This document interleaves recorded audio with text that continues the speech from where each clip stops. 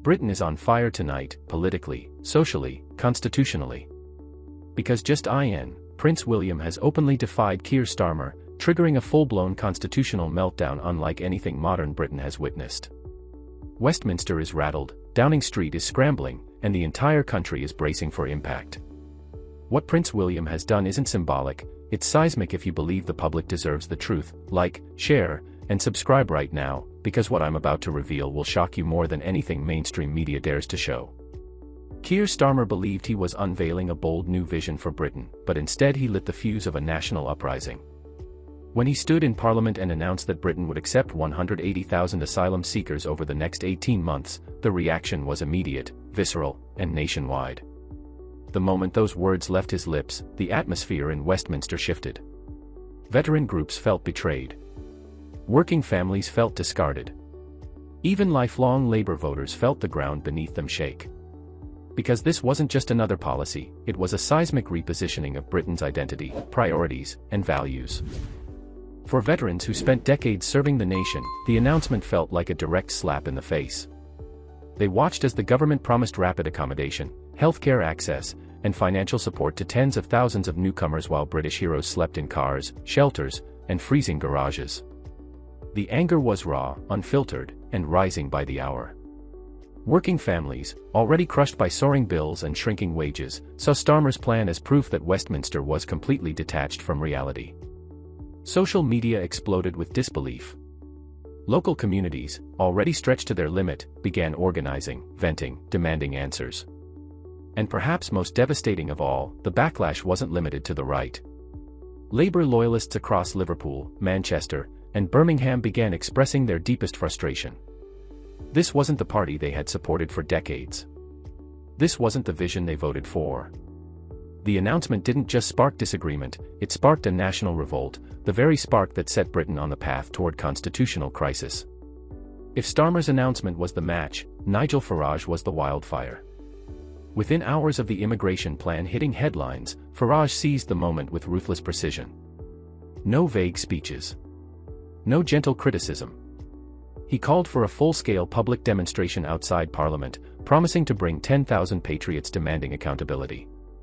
But nobody, not even Farage, predicted what happened next. By 11:58 a.m., Parliament Square was unrecognizable.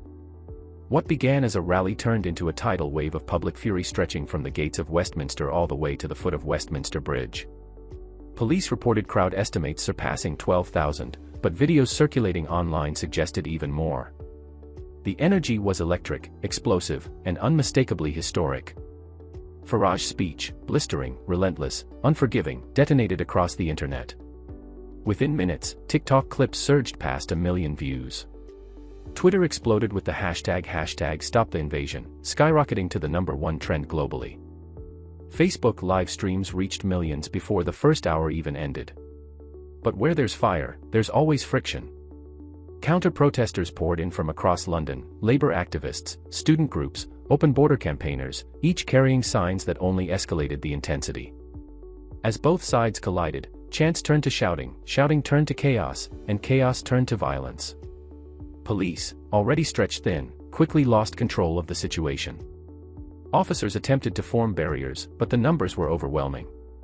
Authorities called in additional units, but even then, Westminster was spiraling into something nobody could contain. Britain's streets weren't just loud, they were erupting, and the nation watched in disbelief. As the protests raged and Westminster reeled, the real story, the one tearing Britain apart, was unfolding in car parks, drafty flats, and freezing living rooms across the country. This wasn't about statistics. This wasn't about policy theory. This was about human beings, British citizens, being pushed aside in their own nation.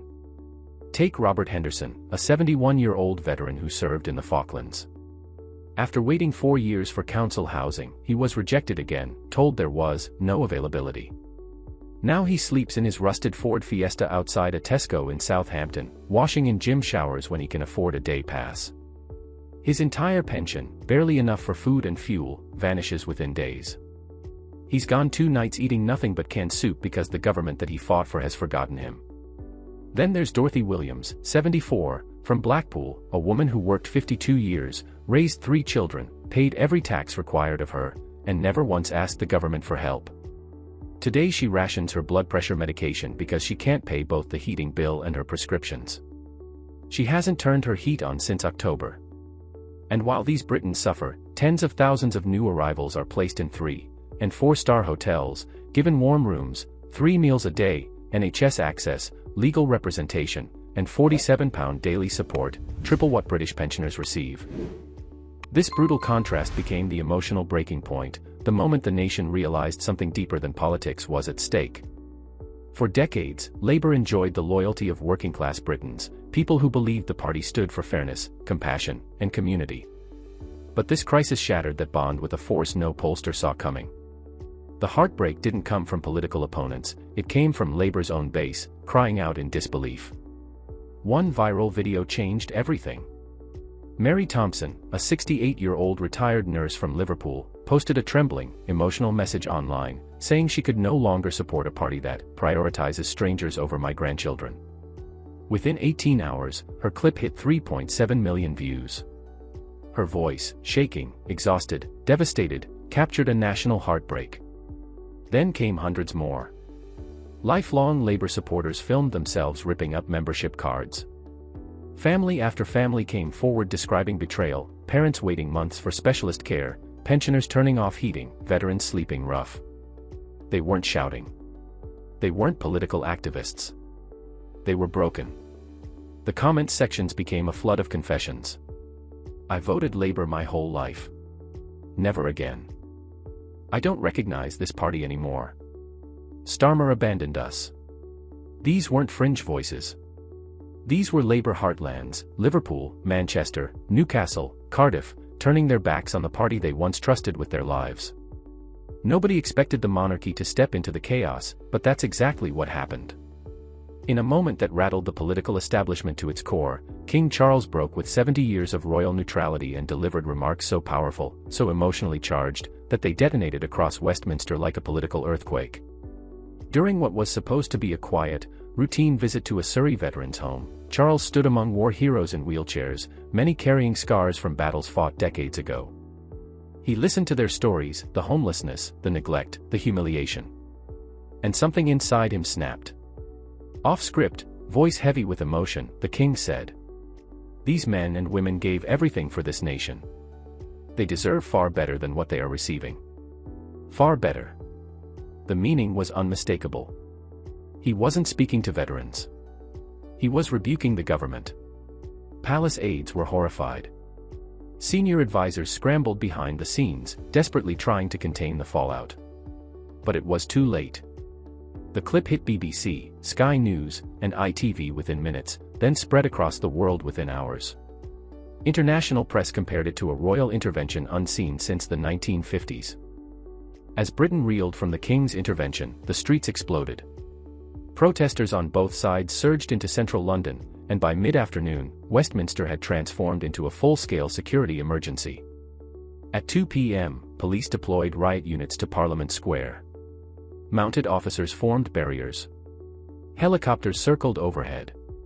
But the tension was too high, the crowds too massive, the emotions too raw. By 2:47 p.m., everything broke. Bottles flew through the air.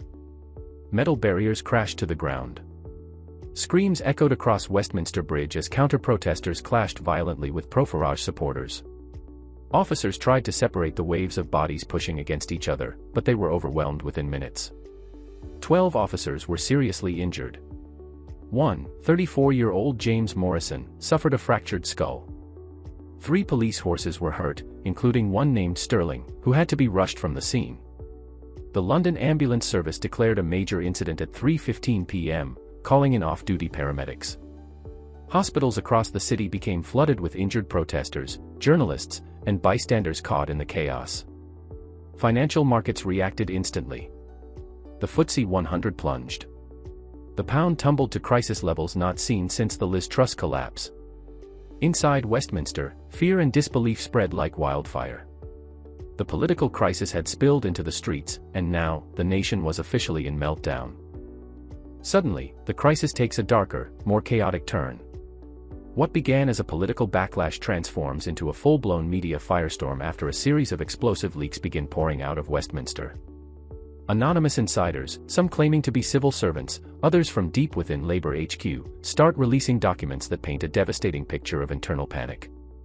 Emails reveal frantic late-night arguments between senior advisors, warning that the immigration plan was electorally suicidal and guaranteed to ignite nationwide unrest.